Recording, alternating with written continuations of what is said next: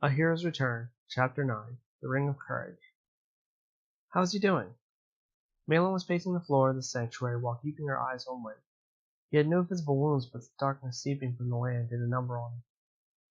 Saria was kneeling next to Link with her hands, palms side down, and held them over his heart. This is only the third time I have had to use my new ability, but this is the first I've had to use it in a case like this. Malin stopped and looked at Saria with the saddest of eyes. Come on now, all I meant is that I have no idea how long it will take. Just as she started explaining herself, she saw Malin's expression change. She then felt pressure on her hand. Link had finally woken up. What happened? How long was I out? Malin immediately jumped on him and held him in her arms. Seeing this, Saria just got up and stormed off in jealousy.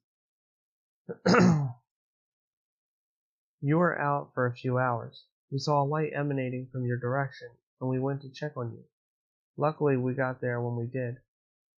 Link pushed Malin and forced himself to stand. We have to find Farore's ring. He walked over to the statue to look for a hint. While I was in that light, I guess you can say my soul was transported to another realm. He looked behind for a switch. Nothing. She told me that the ring is here, but it was up to me alone to find it. She didn't even give me any clues. He looked at the palms and the Triforce it was holding. The same piece was glowing. She also mentioned something about the Book of Hylia. Oh, and where is Navi? I don't see her. Last I saw her, I had left her here. We sent her to confide in the great decay tree about this matter. She looked back at the barely opened door. She should be back soon. Link turned his attention back to the glowing piece of the Triforce. He went to touch it with his right hand. The replica began to glow harder, and it appeared on his hand as well. I almost forgot to mention that she called me the Hero of Time. The whole room shook, and Link backed away as the statue began to move backwards, revealing another set of stairs. These were different, as they went in a circle and spiraled downward. They couldn't tell how far. I have a feeling I have to do this on my own. He walked back to where he was lying, grabbed his sword and shield, and walked back to the top of the spiraling stairs. If Navi returns before I do, don't let her follow me. Both watched as he set off into the darkness. Down and down he went. He could barely see anything. Just as he thought that it would never end, he saw a light at what he hoped was the bottom. He could also hear chains and gears as he drew closer. He eventually reached a door. When he tried the knob, however, it was locked. He then heard stone slabs moving and a strange rumbling noise. Not wanting to find out what it was, he drew his sword and lodged it between the wall and the door. He then used as much of the energy he regained to try and pry the door open. It did nothing. He then decided to try to cut the latch inside. The rumbling sound was getting closer now. He took the sword, placed it near the top of the door, and yet again jammed it between the wall and door. This time he pulled down with all his might. Still nothing. He was sweating bullets at this point, as he heard the sound get louder. He looked around, and within the light that was showing from the door, he saw a crevice in the wall next to him. He felt stupid, and if either of the girls were there, embarrassed. He quickly squeezed in and watched as a boulder of steel smashed the door off its hinges and kept going down the long hallway until it fell off the edge of the cliff that separated him and the next door. Luckily, this room was high and had torches lining the walls. Up top, Navi could be seen flying through the crack in the double doors. How is Link? She then noticed that he was gone. Wait, where did he go? She was zigzagging around looking for him when she happened upon the spiral stairs. He went down there alone. Saria stepped in front of her, barring the fairy's view from any attempts to follow. He told us not to follow. He said that it's something he must do alone. They looked at each other, and Navi knew it was true. She turned around and flew back to the middle of the room. Anyways, what did the great decay tree have to say? How is he? Well, he's still just a sprout, so information was a little tough to get out of him. Even the forest sanctuary is being affected by all this darkness. She landed on the floor and just sat down. Malin and Saria got closer as she told him what happened. He mentioned about the Hero of Time having to take up the Master Sword once again. He said that he must first go to the royal grave and obtain its secrets.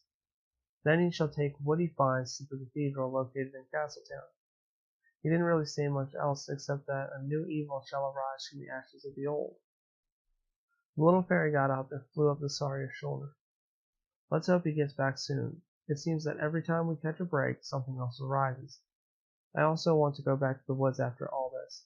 I'm eager to find the ring in the Lost Woods. Back below the sanctuary, Link was still trying to figure out how to reach the door. Just by it being so far away, there's no way it would need to be locked. He went back to the doorway to gather some of the broken door. He then broke those into smaller pieces. With his smaller pieces, he tossed them over the cliff to see if there was a hidden path. Nothing but air and darkness. He went back to the doorway, but this time stepped through it to see if he could see any clues as to what he needed to do. That's when he felt his foot lower a stone. So it wasn't the knob. Figures that I'm unobservant to the smaller details. Hearing the rumbling again, he got back into the little crevice. After it passed, he watched it go over the edge and paid closer attention to how close the other side got. It didn't even get halfway. He had nothing else to try. Before hitting the switch again, he looked in the hallway to see if there was any way he could raise himself high enough to jump on. The walls were too smooth, but there was a little overhang on top of the doorway. He jumped up to see if he could reach it and pull himself up. He could just barely reach it. Pulling himself up was the easy part. It's now or never. He barely touched the switch, and as soon as he heard the slabs moving, he went for the overhang. He told himself to count to 3 and then jump. Once it was 1, it was still a little bit off. 2, it was closer. 3, he swung his arms, and just as it passed, he jumped onto the rolling steel. He nearly lost his balance, but he got it pretty quick. He had little difficulty keeping up with its speed. As he drew closer to the edge, he prepared himself for the jump. Over the ball went. As it hit the point of descent, he leaped towards the other ledge. He just barely caught it. Again, pulling himself up was the easy part. He walked up to the door, grabbed a knob, and took a deep breath. He turned it, and to his enjoyment, it opened. He was right. The fact that it was difficult to get to meant that the door would be unlocked. After he opened the door and walked through, he heard another set of gears and chains. He knew where this one was coming from. Opening the door had activated a mechanism to raise a bridge from the chasm. At least he knew how he was going to get back. Ahead of him was another hallway. It sort of snaked its way to the next room. Both Malin and Saria were pacing the room out of fear and worry. Malin had stopped to look back at the last place she saw him. I hope he's doing okay. What if he's hurt? Saria couldn't help but think the same. Navi did her best to reassure them. Look, if he was able to take down that giant spider, like you said, then I'm sure he can get through any trials set by the goddesses themselves. That really didn't seem to help as the girl started to quicken their pace. Back at the trials, the noises he originally heard were coming from the room just ahead of him. He walked out to a small platform. Splayed around the room were pillars that were moving. Some were moving up and down, and others left to right. This is going to be easy. At least he thought it would be. Jumping from platform to platform was indeed easy. He got to the door pretty quickly, but what he failed to consider was whether or not the door would be locked. He turned the knob to find that it was indeed locked. He turned around and tried to look for the key. He saw nowhere that it could be hiding. Suddenly he saw a glare from his left, all the way in the corner of the room. The key was dangling from what looked to be a very thin string. He thought it was another easy task, but nothing is ever that easy. Hopping from one pillar to the next, he could start to see that it wasn't string, but in fact a spider's webbing. Now what do I do? If I pull on that, I'll get the attention of whatever spider is lurking in the shadows. All he had on him were his sword, knife, and shield. It was too far up to try and cut it down. Again, he looked around the room to see if there was anything Nothing. That's when he noticed a small notch in the wall next to the pillar that stood under the key. It would only give him enough of a boost to grab the key. Without thinking the worst, he jumped over there, propped his feet in the little hole, and grabbed the key. Nothing happened yet. Thinking that the spider might have died long ago, he returned to the door. As he inserted the key into the keyhole and started turning, he heard the gears stop. He turned around to see that the pillars had stopped moving, and more pillars were rising to complete the floor. He turned to open the door, thinking that this was just another easy way to get back.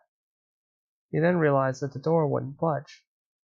The wall to his right opened up to release a skulltula, a spider-like creature with a white skull-shaped shell on its back. He had memories of smaller skulltulas, but never anything this big. It was just a bit bigger than he was. He raised his sword and shield and prepared to battle.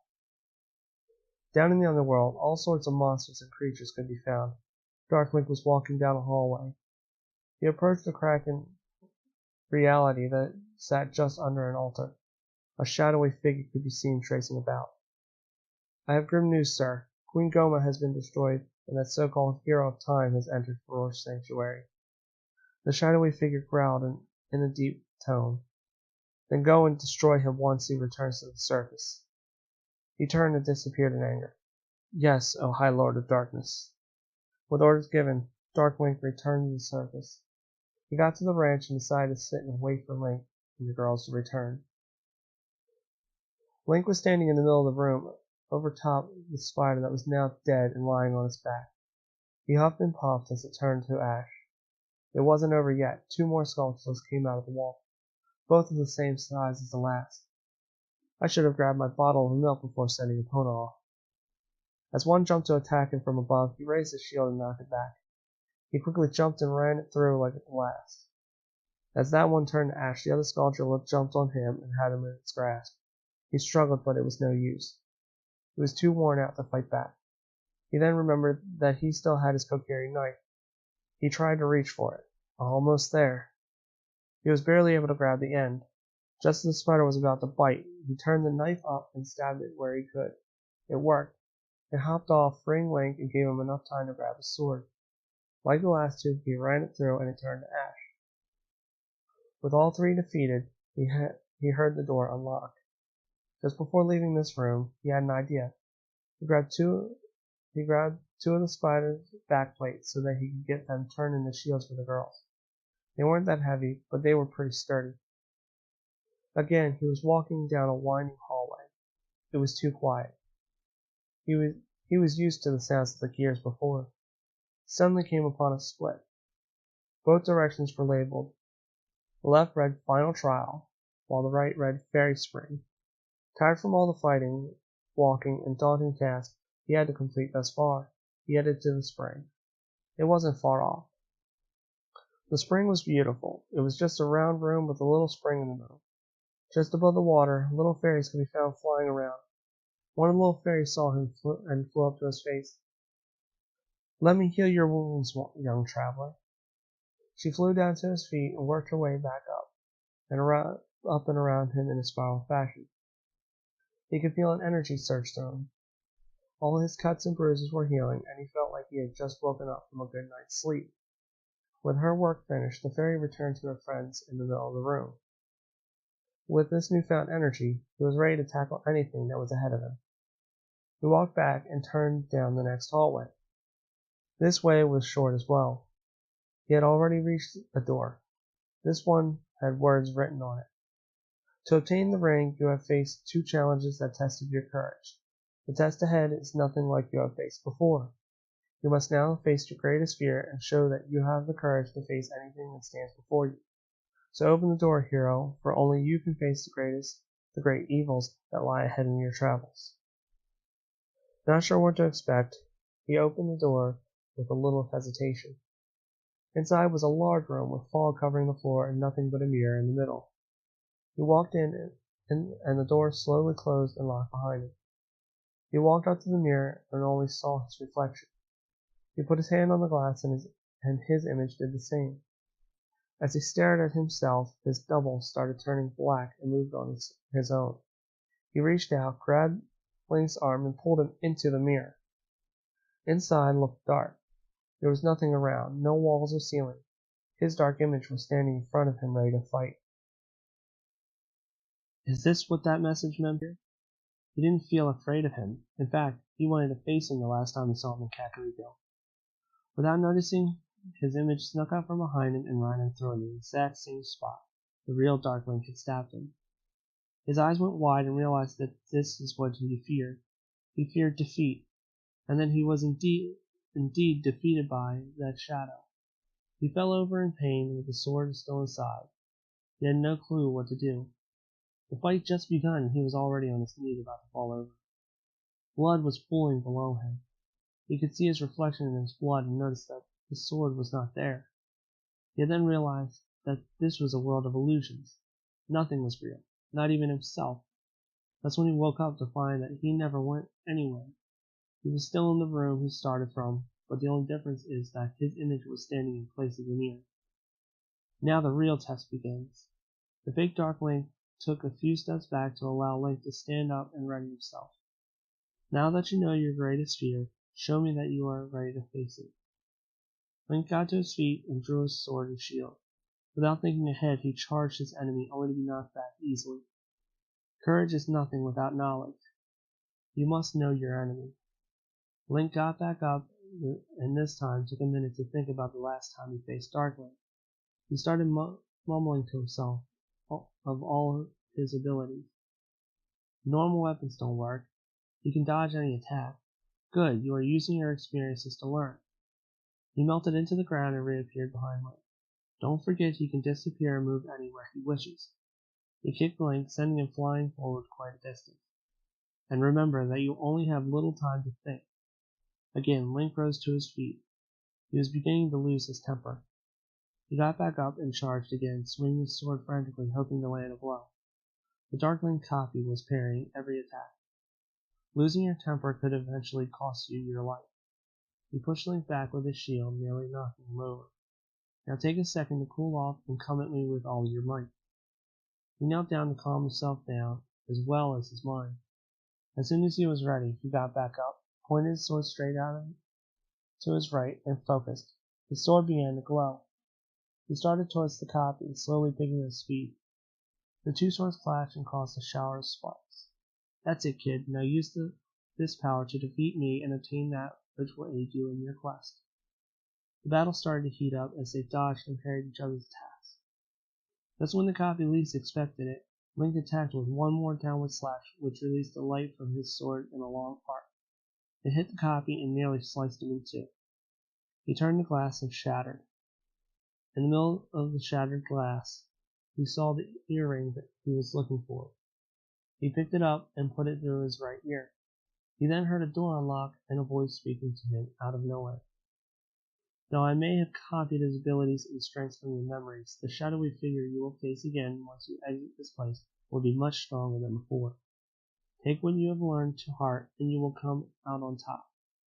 Now go into the next room. The goddess of this sanctuary has a message for you. I shall see you again when you reach the next sanctuary. I will be in a different form, so be prepared. Your next two trials won't be so easy.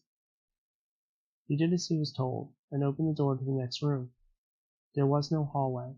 This room looked similar to the entrance, but smaller. He knew exactly what to do. He stood in the middle of the Triforce on the floor, which began to glow. Next thing he knew, he was standing back in Flora's presence. Good to see that you made it. She gave him a smile and rose up from her seat. Those were actually easy compared to the other two you will have to face. Link noticed something different. This time he was able to move about. How come I couldn't move the last time I was here? They walked towards each other and met halfway. If you remember, you were about to be attacked. Link nodded in agreement and eager to hear the rest of the explanation. Well, the field I put up protected your physical body. Moreover, this realm is similar to that of yours. So, while the field was up in your realm, it was also up here. She caressed his face again, inching hers closer to his like she was going to visit. Link wasn't sure to be happy or disappointed, but she backed away. And before you say anything else, I am the only one that could pass through, as I was the one who had invoked the spell. She let go of his chin and walked past him.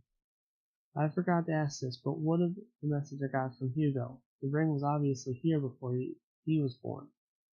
He turned around and she was gone. She seemed to have vanished. Why does someone so young have so many questions? Look, if you weren't able to tell, it was fate. He turned around and saw that she had returned to her throne. Hugo was and is real, but the message you found was left by me. I needed to guide you here. She waved her hand, and an image appeared in the rippling circle. He saw Hugo in a prison cell. He was sitting in the corner of the cell and looked as if he was about to weep. Do not worry, your friend will be just fine. She waved her hand again, and his image vanished. Now the ring I have given to you has small powers in itself. It sharpens your senses, making it easier to fight quick enemies. She waved her hand once again, and a vine from one of the pillars unwrapped itself and made its way to Link, stopping right in front of him. Now close your eyes and concentrate. I will make 3 buds bloom, and you must tell me what they are. Only 2 of the 3 had bloomed. She intended to try to hit Link with the vine as she got to the supposed 3rd flower. He inched towards the first. This one smells like hydrangea. She motioned to the end of the vine to pull back a little. Correct. Without peeking, he moved over to number 2. This one is a rose. Wait, a midnight rose. They only bloom under a full moon in the middle of the night. She motioned the vine to pull back again. Correct again. That's 2 out of 3, only 1 to go. She had to force herself to hold back a giggle as he approached the final bud. I can't smell anything. Just then the vine pulled back further and it whipped forward towards Link. His reflexes were as quick as a bullet as he caught the vine only inches from his face. Very good, you have passed the test and are ready to face the next set of trials. She got back up and walked towards him. She started to push him back to the middle of the room. Now go, you must hurry back home. A message is waiting for you there, as well as someone of great importance. Sending you back to the entrance is well within what powers of mine remain. The Triforce on the floor began to glow and everything was disappearing again. You must stop the complete destruction of Hyrule. As she said, he was back at the entrance. He saw all 3 girls sitting by the stairs, eagerly awaiting his return. It seems that they didn't hear him or see the wall of light. He finally noticed it as he walked towards them. So how did it go? Saria calmly stood up, but Malon and Navi flung themselves at Link. Once you get them off of you, you should tell us what happened. There's something I need to do first. He pushed the 2 girls away and headed towards the door. Now stay here, and whatever you hear, do not open the door. With little difficulty, he pulled the door shut behind him and walked back up the long staircase. I wonder what's going on. Navi flew up to the door to see if she could find a crack just large enough that she could fly through. It was tightly sealed. For an old door, not one crack could be found. Let's hope he's able to accomplish what it is he needs to do. Up top, Link could be seen coming out of the darkness. He stopped at the top, and right in front of him, Dark Link was sitting on a long crate. So you survived the trials. His dark counterpart jumped from the crate. He had gone back to his original form since he last saw him in Kokiri. So where are your little friends? Did they help you out? Link didn't have time to answer when Dark Link vanished and reappeared right behind him. But this time he was prepared. With his new ability, he could sense the attack and ducked just as his twin's elbow passed over his head. So you learned some new tricks. Both pulled out their swords ready for an invigorating battle. Well, no matter, you're still not even close to as powerful as I am. They charged at one another and swung their swords down. They clashed and bounced the 2 back. Sparks flew as their swords scraped one another. Both were giving it their all. If not for his new ability, he would have been defeated before the fight even started. Not wanting to draw out the battle, Link tried to remember how he was able to draw energy into his sword. The last time he was able to access that power, he was angry. But that couldn't have been the only thing that caused that power. The battle continued as he tried to remember his fight with the mirror. Besides the fear of defeat, he had felt the uncontrollable need to protect those close to him, no matter the cost. Thinking about the girls in danger was just what he needed. He stopped and started to laugh. What are you laughing about? Darkling prepared for a final attack. Stop that laughing. There is no way you can defeat me. He had a look of anger and determination. Link continued to laugh as his sword began to glow once more. You think you may be stronger, but you forget that the darkness can be purified by the light. Dark Link raised his sword and Link stayed right where he was. Closer he got, but Link still did not budge. Dark Link didn't even get a chance to swing before Link swung his.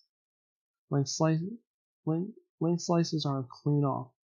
The arm disappeared and the sword fell straight to the ground. Dark Link knelt to the ground, not in pain but shocked. He never expected his opponent to gain so much strength in such little time. You may have beaten me now, but next time you won't be so lucky. He grabbed the stub where his arm was cut off, and not bothering to look back, a dark circle appeared around him, and then he disappeared. Realizing he won, Link dropped to the ground feeling exhausted. He barely had time to recover from his last trial. Facing Dark Link this time made him realize that as he grows stronger, so does his opponent. After catching his breath, he went back down to tell the girls what had happened, while he was taking the trials and the battle he just faced.